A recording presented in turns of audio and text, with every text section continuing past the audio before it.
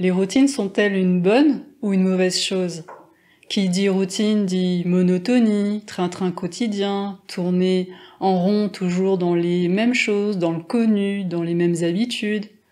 Oui, mais les routines, c'est très utilisé en coaching par exemple, pour en créer de nouvelles habitudes justement, de nouveaux comportements, de nouvelles croyances, de nouvelles postures intérieures qui sont positives et qui font du bien.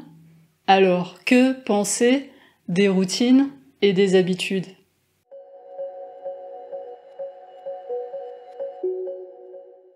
Bonjour, je me présente rapidement au cas où tu découvrirais la chaîne avec cette vidéo. Je suis Karine Lépouchard, je suis thérapeute énergéticienne et enseignante indépendante. J'accompagne les personnes sur leur chemin de conscience, de présence, de bien-être et de santé holistique. Je t'invite à rejoindre la newsletter d'Inflorescence où tu pourras en savoir beaucoup plus sur toutes les ressources que je propose, que ce soit les vidéos, les podcasts, la plateforme en ligne d'Inflorescence, les consultations en individuel pour les couples, et en plus, au moment de ton inscription, tu recevras cet e-book en cadeau de bienvenue. Bienvenue! Nous en sommes déjà au 8e épisode de la série où je réponds à ta question. Si toi aussi tu as une question à me poser, tu peux utiliser ce lien.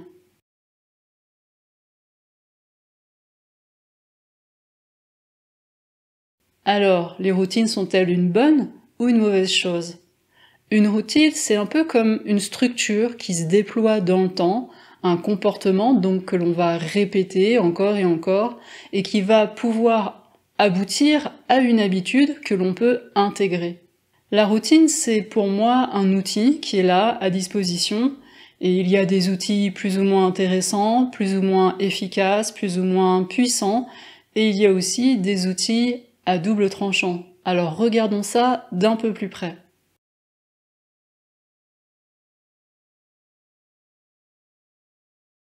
Je te propose de commencer par regarder pourquoi en fait la routine et l'habitude qui peut en découler, pourquoi c'est en fait absolument nécessaire.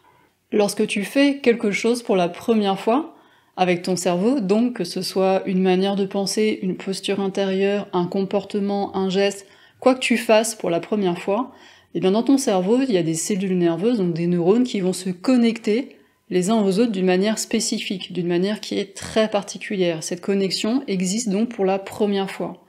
Plus tu vas répéter cette chose-là, plus les connexions entre ces différents neurones impliqués pour faire cette chose, plus les connexions vont être nombreuses, plus elles vont être solides, et donc concrètement, toi, ce que tu vas ressentir, c'est que ça va être de plus en plus facile de faire cette chose-là, tu vas le faire de plus en plus rapidement, de plus en plus efficacement, et ça va te demander de moins en moins d'énergie. Ça, c'est ce qu'on appelle en neurosciences la plasticité cérébrale, et dans le langage courant, c'est juste ce qu'on appelle apprendre quelque chose et intégrer un apprentissage. Je parle beaucoup plus en détail de ce processus que je trouve essentiel de la plasticité cérébrale dans la plateforme en ligne d'Inflorescence, et plus particulièrement dans le module 1, plus de stabilité et de douceur chaque jour. Si ça t'intéresse, je te mets un lien pour que tu puisses aller jeter un coup d'œil. C'est un processus qui est largement documenté maintenant par les neurosciences. Alors je vais te donner un exemple pour que tu mesures à quel point c'est quelque chose d'important et de vraiment puissant. J'imagine que dans ton jeune âge, tu as appris à tenir un stylo dans ta main. Tu as appris à tenir ce stylo, ensuite tu as appris à former des lettres, à rester sur les lignes, tu as appris à former des mots, à regrouper les lettres les unes avec les autres pour faire des syllabes, et puis des mots, et puis tu as appris à faire des phrases. Donc tu vois, c'est déjà un enchaînement d'apprentissage assez complexe qui part de tenir un stylo jusqu'à être capable de formuler une phrase dans la langue française. Et en parallèle de ça, tu as appris à structurer ta pensée, tu as appris à mettre ta pensée en mots, en texte, voire peut-être d'une manière artistique si tu es en train de faire de la poésie. Alors maintenant, tu peux faire des textes sans avoir à apprendre à avoir un stylo dans la main, avec les ordinateurs, les smartphones, les tablettes, etc.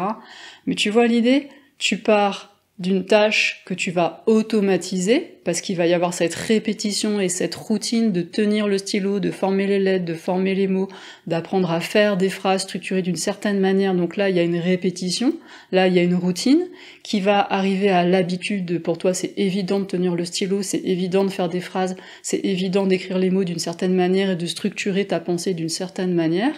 Et là, tu vois que la routine arrive à une somme d'habitudes, à un ensemble d'habitudes, d'intégration d'apprentissage, et tu vas pouvoir te reposer sur ces habitudes qui sont intégrées pour pouvoir aller vers plus de complexité.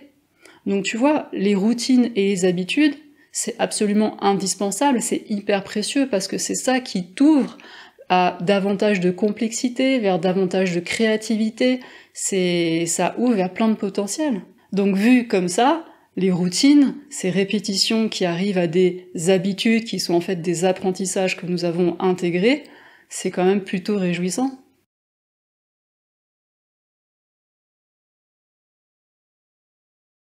Un deuxième aspect que je trouve vraiment intéressant concernant les routines qui aboutissent à des habitudes, c'est d'utiliser en conscience ces routines pour ancrer des habitudes qui nous permettent d'être plus heureux, d'être mieux, d'être en meilleure santé, de prendre soin de soi. Finalement, les routines et les habitudes, ça peut être la manifestation concrète de l'amour que l'on a pour soi. Être attentif à soi, à ce que l'on ressent dans son corps, émotionnellement, à ce qu'on pense comme ça, à différents moments de la journée. Prendre quelques respirations en conscience, en mangeant, prendre le temps de mâcher, de savourer, en conscience qu'on est en train là d'absorber. Penser à remercier, à célébrer, à se remercier soi-même et puis remercier tout ce que la vie nous apporte de bon, de beau, de savoureux. Tu peux intégrer ce genre de choses dans ta vie, tu peux faire en sorte que ça devienne de nouvelles habitudes pour toi. Je t'explique comment faire ça dans le module 1 de la plateforme en ligne. Je te donne une méthodologie détaillée, concrète, précise, que tu vas pouvoir adapter à ton propre rythme et en fonction de ta disponibilité. Tu verras, je te parle aussi de motivation parce que pour intégrer les choses, eh bien c'est important de maintenir son engagement vis-à-vis de soi, sur le long terme. Et donc je te donne des outils concrets pour que tu puisses t'accompagner toi-même sur ce chemin. Nous avons parfois besoin de nous appuyer sur ces répétitions, sur ces routines, pour installer dans notre vie de nouvelles habitudes qui sont bonnes pour nous, de nouvelles manières de voir les choses, de nouveaux comportements, de nouveaux gestes, plein de choses. Et je trouve que ce serait vraiment dommage de ne pas utiliser cet outil parce qu'il est vraiment hyper puissant, hyper intéressant.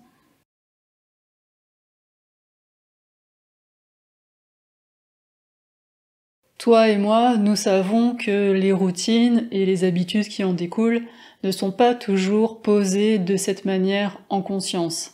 Alors les routines sont-elles une bonne ou une mauvaise chose?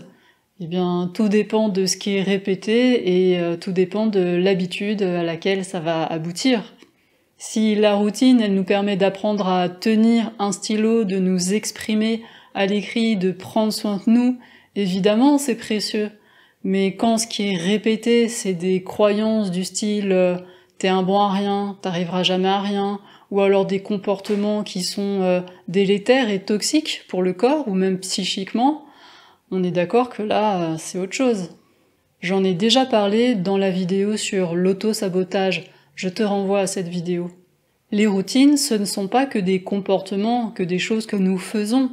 Nos pensées peuvent être aussi considérées comme des routines quand ce sont des pensées répétitives. Et si tu commences à observer ton mental, tu vas te rendre compte qu'il y a énormément de pensées qui se répètent. Ce sont des routines. Et ça ancre ces pensées répétitives, ça ancre des habitudes de pensée qu'on appelle des croyances. Et le souci avec ça, c'est que on ne croit pas que ce qui correspond à une réalité objective. Est-ce que vraiment ça existe une réalité objective? Pour moi, chacun a sa propre réalité, et ce que l'on va ancrer comme croyance, ce que l'on va poser comme vrai pour nous dans notre réalité, ce n'est pas ce qui est réel, c'est ce qui a été répété le plus souvent. Ça, c'est vraiment quelque chose d'important à prendre conscience, ce que tu crois, ça correspond aux pensées que tu as le plus répétées. Donc tu peux considérer que la pensée répétitive, c'est une routine, et que ta croyance, c'est une habitude de penser.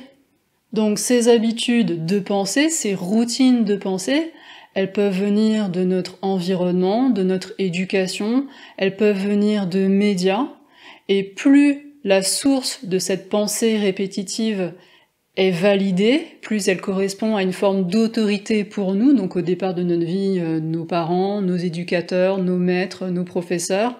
Ensuite, quand on devient adulte, des autorités gouvernementales, les médias, certaines personnes dans notre entourage, nous leur donnons une forme d'autorité.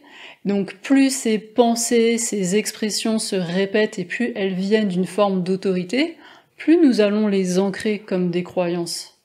Et si, en plus, à cette répétition d'expressions, de pensées, avec ça tu rajoutes une charge émotionnelle, comme de la peur par exemple, alors là tu vas ancrer cette pensée comme une croyance de manière très profonde dans ta structure psychique.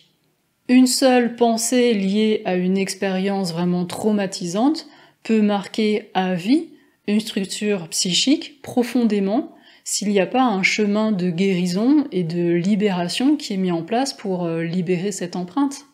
Donc il y a à regarder avec beaucoup d'attention et d'acuité ce que nous répétons, ce que nous validons et les habitudes qui en découlent. Est-ce que ces habitudes sont bonnes pour nous? Est-ce qu'elles soutiennent l'élan de vie, l'amour que l'on a pour soi, nos projets, nos aspirations profondes, ou pas? Est-ce qu'il y a des choses que l'on observe dans notre vie, des habitudes, et donc des routines qui nous bloquent, qui nous enferment, qui nous maintiennent dans une espèce de manière d'être qui n'ont plus de raison d'être? Quand nous remarquons qu'il y a des routines et donc des habitudes dans notre vie qui sont pas au service de l'amour, du soin de soi, de l'élan de vie en soi, alors il est possible de les changer bien sûr, et il est aussi possible de changer les croyances qui bien souvent vont avec. Ça fait complètement partie de l'accompagnement que je propose, guider et favoriser l'exploration et la rencontre en soi de ces parties qui nous bloquent, qui nous empêchent d'évoluer. Quand il y a des habitudes qui nous conviennent plus et qu'on n'arrive pas simplement à en changer, c'est qu'il y a des parts en nous qui résistent, il y a des parts en nous qui veulent les maintenir et elles ont des bonnes raisons pour ça. Tout est cohérent. J'en ai parlé dans cette vidéo sur les mécanismes de l'ego, je t'invite vraiment à aller la voir si c'est un sujet qui t'intéresse. Donc couper avec ça, juste ça fonctionne pas en fait à long terme, ça va revenir. Couper n'a jamais été efficace. Ce qui fonctionne, c'est pas de couper, c'est de rencontrer, d'aimer, d'accueillir, de pardonner, de mettre de la gratitude, de rencontrer la cohérence en soi. Ça fonctionne à long terme. C'est pas une démarche de coupure que je propose, c'est vraiment un chemin de réintégration et d'amour de soi et de toutes les parties de soi. Et une fois que nos parts qui bloquaient, qui maintenaient cette habitude, ont été accueillies, ont été aimées, ont été pardonnées et que la cohérence a repris sa place, alors il est possible de choisir de nouvelles habitudes en conscience, et là ça fonctionne.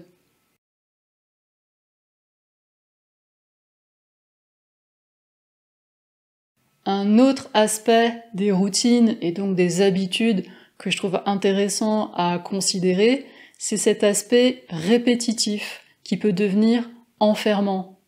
En fait, l'idéal pour une routine ou une habitude, ce serait de la rechoisir chaque jour en conscience. Ok, cette routine, cette habitude, est-ce que j'ai envie de continuer ou pas? Parce que bien souvent, puisque ça devient automatique, on ne le voit plus. On ne le considère plus, on ne le choisit plus. Et là, il y a vraiment le piège de s'enfermer dans quelque chose qui est automatique, qui est confortable, qui demande pas beaucoup d'énergie puisque c'est automatisé, donc ça se fait presque tout seul. Et là, il va être possible de s'enfermer petit à petit dans cette fameuse zone de confort. Et des fois, c'est plus vraiment nourrissant, ça a plus vraiment de goût. Mais bon, c'est le connu, c'est sécurisant, alors on y reste. Une zone de confort, c'est ni bien ni mal, ça peut tout à fait être utile et pertinent dans certains contextes. Je pense par exemple à une personne hypersensible, j'ai fait une vidéo pour expliquer ce que c'est que l'hypersensibilité, je t'y renvoie si ce sujet t'intéresse. Et donc pour une personne hypersensible qui va avoir tellement tendance rapidement à saturer, à avoir trop d'informations et qui va être tellement vulnérable au stress et à la fatigue, pour ce genre de personne, ça peut être très intéressant d'avoir une routine où tous les jours, elle va avoir, et même plusieurs fois par jour, des moments de décompression, où elle va pouvoir se retrouver dans sa zone de confort, dans quelque chose de tranquille, où elle va pouvoir recharger les batteries. Donc là, tu vois, ça peut être une routine, une zone de confort, quelque chose comme ça de sécurisant et d'apaisant, qui a complètement du sens. Chacun est différent, et c'est vraiment à regarder au cas par cas.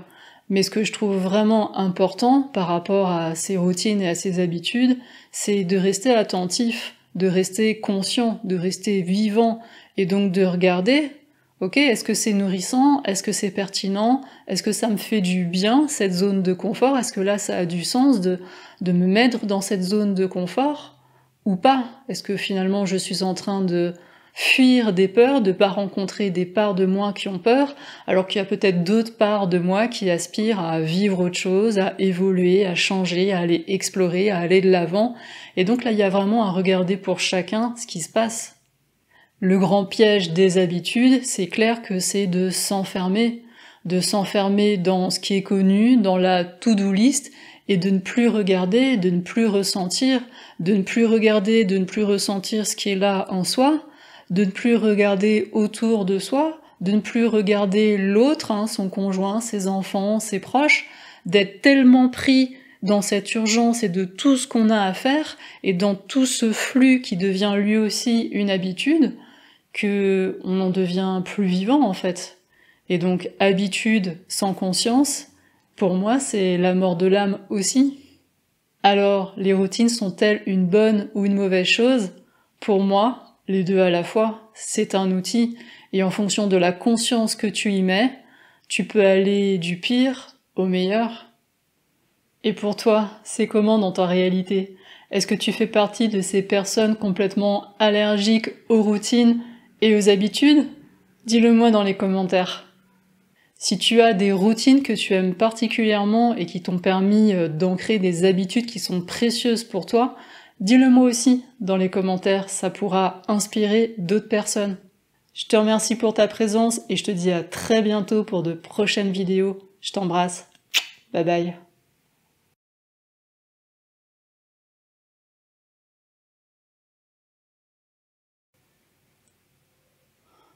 Tu entends ce bruit d'eau là?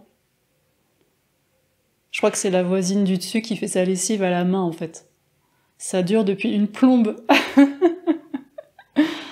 Bon écoute, je vais continuer parce que j'ai envie de la finir moi ma vidéo.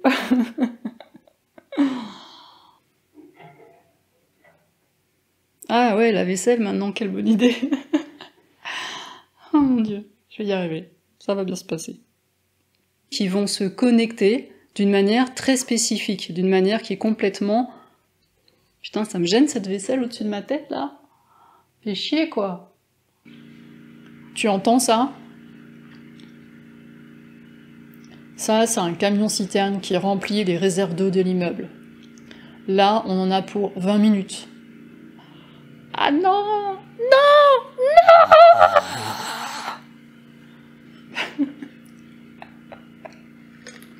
Non! Faut bien patienter, hein.